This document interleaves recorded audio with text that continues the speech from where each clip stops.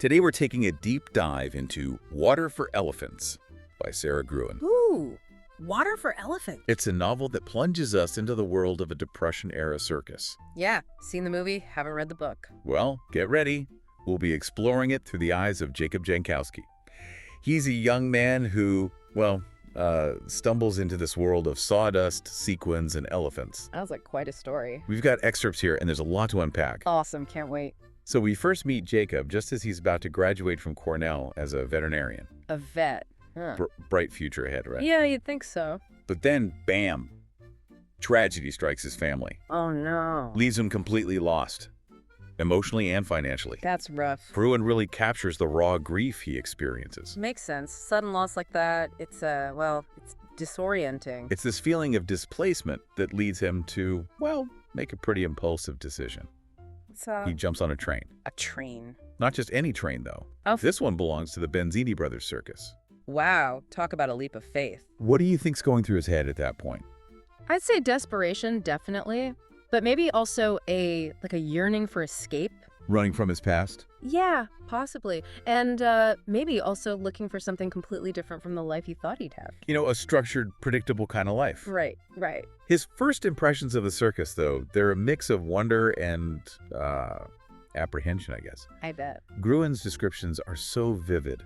The performers, the workers, the hierarchy of it all. A whole other world. And the train itself. The constant motion, the smells, the sounds. Sensory overload. Exactly. It's like the train becomes a microcosm of the whole circus world. Oh, interesting. We got these cramped stock cars. Right. The animals, the clatter of the wheels on the tracks. All kind of crammed together, huh? Yeah, it is. And people from all walks of life are just thrown together in this space. Makes sense.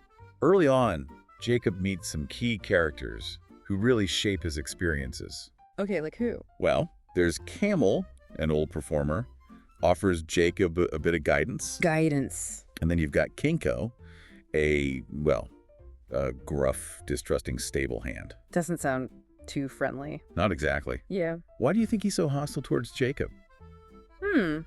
Well, maybe it's the whole circus hierarchy thing. Like they're protective of their world. Yeah, resources are scarce, jobs are competitive. Right. And then an outsider comes in, someone like Jacob with his, education. His proper upbringing. Exactly. Can definitely breed some resentment. It's like a reflection of the Depression era itself, isn't it? How so? Well, that desperation, the competition, the distrust. Yeah, I see that. And then, of course, there's August, Yeah. like head animal trainer. Sure, yeah. August, a real force of nature. Definitely. He's charismatic, But cruel. Yeah. Gruen does a great job making him such a, complex character. Absolutely. Talented with animals, but his methods, they're, brutal. He's from a different time, right? Believes in dominance. Control through fear. Yeah, exactly. And his relationship with Marlena, the equestrian performer. Marlena, she's... Beautiful, captivating. Right, but also it feels like there's this power imbalance between them. Right from the start. What do you make of their dynamic? It's complicated. You see Marlena's talent, her connection with the horses. She's definitely skilled. But she's also trapped, both professionally and personally. It's a reminder of, the limited choices women had back then. Even someone like Marlena, who seems, glamorous, Right. free. Right. And then into this world comes Rosie, Rosie. the elephant. Uncle Al buys her, hoping she'll be a star. A star elephant. Yeah, but her arrival throws everything into chaos. Also, She doesn't understand the commands. August gets frustrated. it's like a recipe for disaster. It is their first performance, a complete disaster. Oh, man. And August, he resorts to violence. Not surprising, sadly. It really bothers Jacob, though. Jacob's the vet. Right, Yeah. right. So he's starting to see the dark side of the circus, I guess. Makes sense. The ethics of it all, especially the way they treat the animals. Gruen's definitely making a statement about exploitation here. Not just with the animals, but with the people, too. Right, like that red lighting thing we talked about. And it's in this environment that something really special happens. Jacob connects with Rosie. With the elephant. Yeah, he discovers that she understands Polish. Polish. That's pretty unique. It is, and it creates this unique bond between them. A bit of hope in this harsh world. Exactly. And it marks a turning point for Jacob, too. How so? He's not just an observer anymore. He's becoming actively involved in Rosie's fate. And that's just the beginning, I bet. You bet. There's so much more to come. Jacob's starting to see the cracks in the circus's facade, right? Yeah, the glamour's wearing thin, and he's getting a glimpse of the darker reality underneath. The exploitation, the tough conditions. Exactly. And it's not just the animals who are suffering. Gruen introduces this concept of red lighting. Red lighting. Yeah, it was a way for circus owners to, well, get rid of workers they didn't want anymore. Get rid of them. Ah. They basically abandoned them in some remote town. Just leave them stranded. Pretty much. Yeah. Often with nothing but a one-way train ticket. That's harsh. It was a brutal time. The Depression, people were desperate just to survive. So they put up with a lot. Yeah, even being at the mercy of someone like Uncle Al. Who's all about profit, right? Absolutely. Yeah. He doesn't care much about human decency. Withholding wages, exploiting loopholes, manipulating people. He's a real piece of work. A true representation of that ruthless mentality, I'd say. And that exploitation, it's everywhere. Not just with the human performers, but with the animals too. Right, like that scene where August has to feed spoiled meat to his big cats. It's heartbreaking. And it forces us to confront, the ethical questions about using animals for entertainment. It's a tough thing to think about. It is. And Jacob's really struggling with it all. His compassion for the animals, his feelings for Marlena. And just trying to survive in this crazy world. With a lot to handle. And as his feelings for Marlena grow, so does the danger. Things are heating up, huh? Definitely. There's stolen glances, there's shared moments. Gruen creates this palpable tension. It's like a forbidden love story. It is. Yeah. And August, he's not a man to be messed with. He senses what's going on, doesn't he? Oh, yeah. And his possessiveness, his volatility, it's a constant threat. Adds to the suspense for sure. And then there's Uncle Al, always lurking in the background, trying to control everything. He doesn't like this romance, does he? Not one bit. He sees it as a disruption. So he tries to use Jacob, tries to force Marlena to stay with August. How does he do that? By threatening Camel's life. Wow. Using people's lives like chess pieces. Exactly. He's ruthless.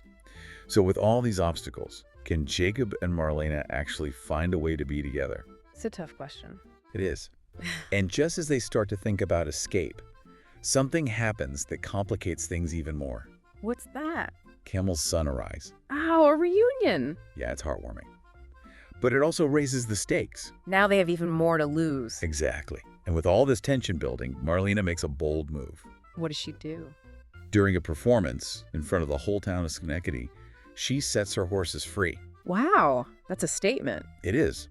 A rejection of August's control, a declaration of her own agency. But it comes at a price. What happens? It triggers a chain of events that speeds up their escape plans, but also puts everyone in greater danger. Uh-oh. And then, just when you think it can't get any more chaotic, disaster strikes. What kind of disaster? A panther escapes, Yeah. causes a stampede through the menagerie. It's pure chaos. The whole circus is in danger. Absolutely. And amidst all this mayhem, Jacob comes face to face with August. Ooh, that can't be good. It's not. All that tension, the rivalry, their love for Marlena, it boils over. It's like their destinies are colliding. And August, he's consumed by rage and panic. Makes a terrible decision. He aims his gun at Rosie. He's gonna shoot Rosie. He's lost it. But Jacob, he steps in, risks his own life to save Rosie. Wow, that's a turning point. So August was about to shoot Rosie, and Jacob jumps in. Yeah, it's a real turning point in the story. Shows you what Jacob's made of. He's not that naive vet student anymore. Right. He's standing up for what he believes in. Protecting those who can't protect themselves? And the whole circus dynamic shifts after that. How so? Well, Jacob and August, there's a change in their relationship. Still rivals, though, right? Oh, yeah, definitely. Yeah. But there's this, a grudging respect that emerges. Maybe a bit of camaraderie, even. Yeah, maybe. I mean, they both have this deep connection with Rosie. Shared passion, even amidst the conflict. Exactly. And then there's Marlena, seeing Jacob risk his life for Rosie. Solidifies her feelings, I bet. Absolutely. But their romance, it gets even more dangerous. August's not going to take this lying down. No way. He's furious, jealous. And Uncle Al, he's still pulling strings. Trying to control the situation. He sees Jacob and Marlena as a threat to his profits. So what does he do? Uses Camel and his son as leverage. Threatening them. Yeah. Tries to force Marlena back to August. So they're trapped between August and Uncle Al. It's a no-win situation. Escape seems impossible. Bet they have to try, right? They do. Their love for each other, it gives them strength. A reason to fight. And they make a plan to escape with Rosie and Camel. A daring plan. It is. but so many things have to go right. It all hinges on Camel's son arriving. And getting Marlena's horses back from August. And outsmarting Uncle Al. The suspense is killing me. Gruen's a master at that. She is.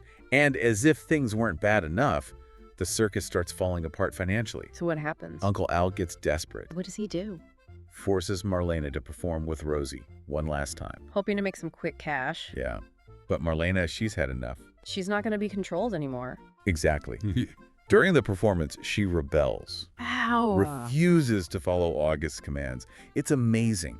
The crowd, they're stunned. They've never seen anything like it. It's this incredible moment of defiance. And in all the chaos, Jacob, Marlena, Rosie, and Camel, they make their escape. They flee into the night, leaving the circus behind.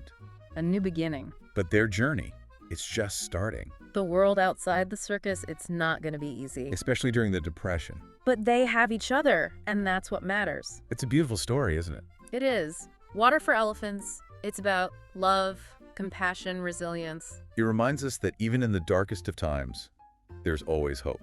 And that beauty can be found in the most unexpected places. Well, that's our deep dive into Water for Elephants. Thanks for joining us. We hope you enjoyed it. Keep exploring those stories that spark your curiosity, and we'll see you next time for another deep dive.